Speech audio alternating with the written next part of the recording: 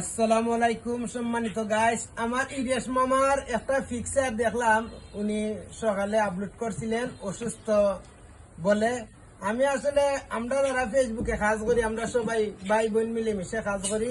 আমার মামা অসুস্থ শুনে আমার মনটা আর ধরে রাখতে পারলাম না। আমি আমার মামারে দেখার জন্য আসছি। আমার মামার জন্য সবাই আশীর্বাদ করবেন, দোয়া করবেন, আর সব সময় ওনাকে ভালোবাসা দিয়ে পাশে রাখবেন। আমি মামার বাগনা হিসাবে আপনারা সবার কাছে দোয়া চাই।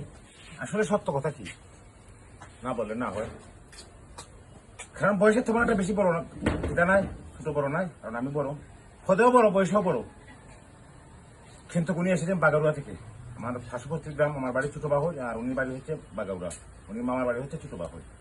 আমরা একসাথে সবসময় চলাফেরা করে ঠিক দেখছি, কিন্তু বাগনার ভিতরে এতটুকু মায়া মহব্বত দেখে আমি রেশ দাস আসলে কি বলে যে ধন্যবাদ দেবো আমার বাগনারে। আর বাগনারে তো আশীর্বাদ করা মামুর দায়িত্ব।